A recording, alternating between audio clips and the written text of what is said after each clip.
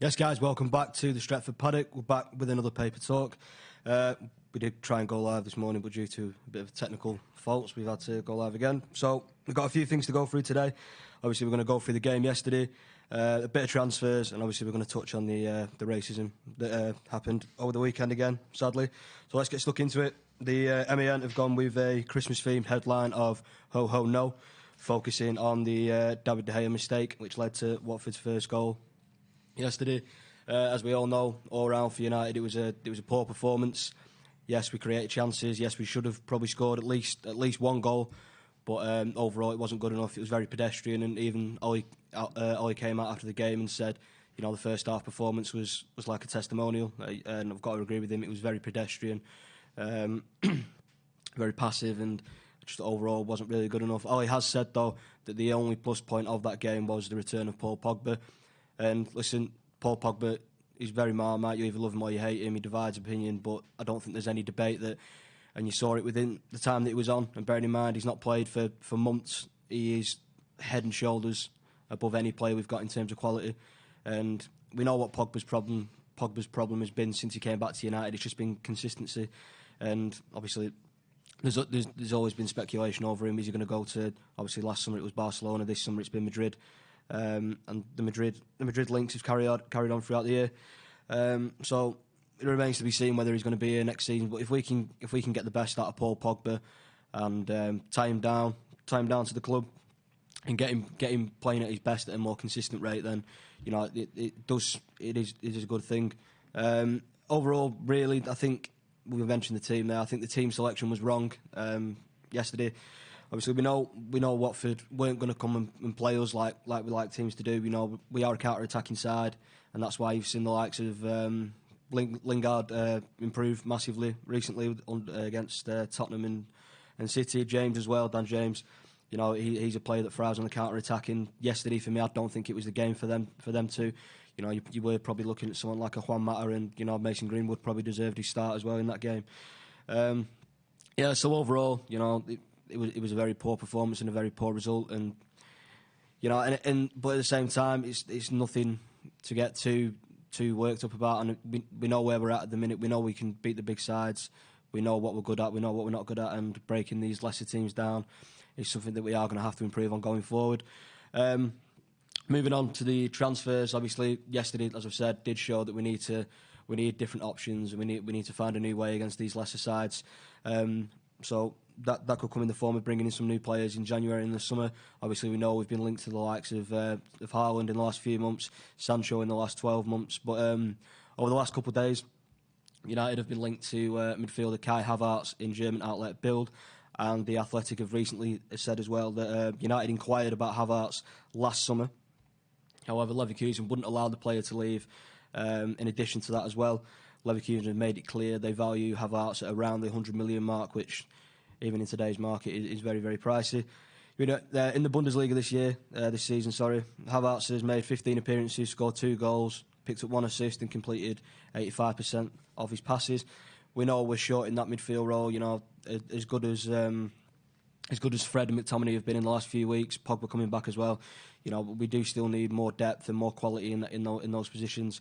And the interest in Havertz does seem to be very genuine, so it will be very interesting to see what goes on in that department. You know, we've been linked to the likes of Sal Niguez as well over the last week, which again is an interesting one. Moving on to another target for United, but could potentially miss out on this one. It's Jadon Sancho. Over the last few days, Chelsea have reportedly lead the race to sign him.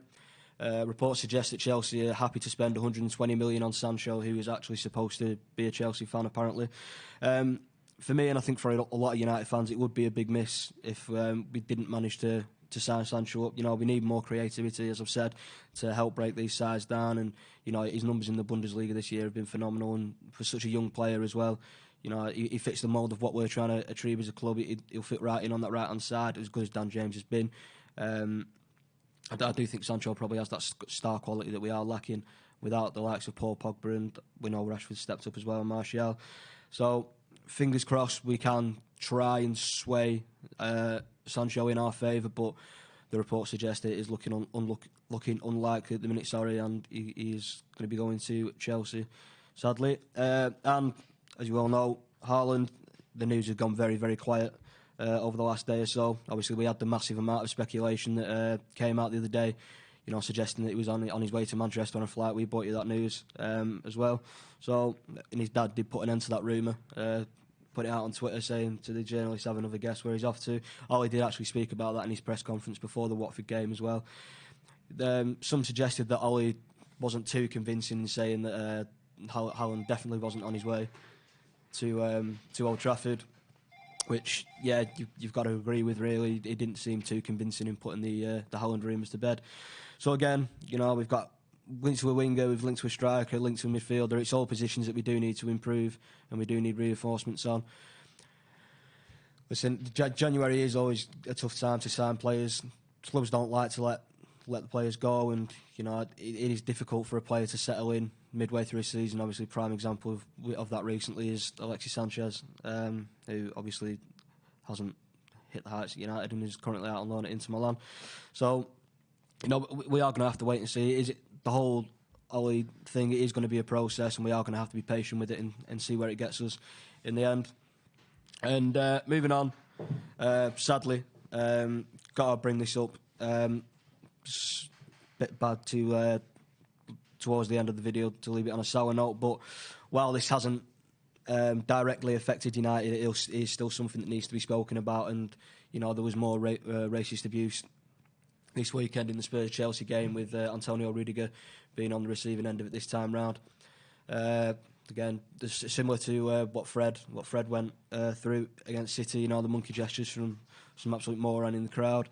If you haven't seen it, Gary Neville really opened up about his thoughts on Sky Sports News as well about the whole situation, which is good. I mean, people do need to be open and talk about it, and it all got a bit political, and to the point where the presenter Dave Jones had to step in and cut it short, and I've really stressed that what was being said were the thoughts of Gary Neville, which didn't really need to be said, and that's sort of been criticised because, as much as it did get political, the gist of what Gary Neville was saying was just racism isn't accepted, and to come out and say they're the views of Gary Neville doesn't really bode too well on Sky Sports, we'll be honest with you.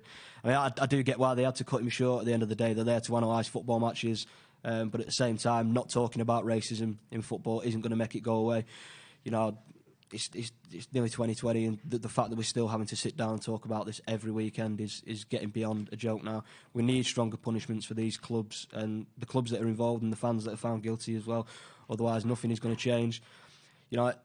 It could genuinely get to a point where if a group of fans or a club has been found guilty of any racism, I don't think it'd be ridiculous to suggest I've 2 games behind closed doors. I know it's going to ruin it for everyone else, but and the racism is a small minority. But the action does need to be taken. Otherwise, nothing is going to change.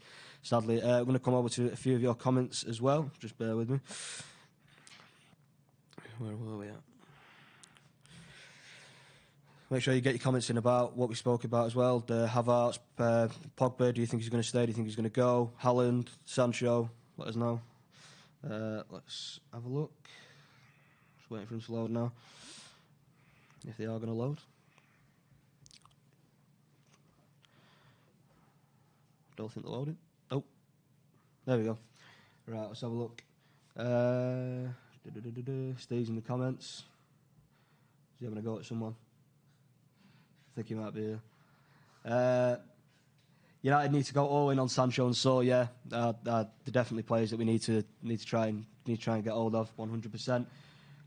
We don't need to play 2 number 6 against a bottom team. Ollie has to be creative. I do agree with that. When we saw when Pogba came on, he sort of came on in a number 10 role, replacing Jesse Lingard. But when Mata came on, it seemed like Pogba was moved back again, which didn't make sense to me. We're 2-0 down anyway. We need to try and get back in the game. Just stick Fred in there on his own and move Pogba and Mata further forward. Just almost play with 2 number 10s. If we're losing 2-0, we might as well go for it and lose 3-0. It's not going to make that much of a difference. A couple more before we wrap it up. I hope Pogba stays over January, at least till the end of the season. I think United would be very silly to let him go in January, and because we know we're not necessarily great in the transfer market. I don't think we're going to be stupid enough to let him go without bringing in a real replacement. Just one more. I think we are going to wrap it up there, guys. Thank you for tuning in. Make sure you like, share, subscribe, get your comments in as well, and we will see you in the next one in a bit.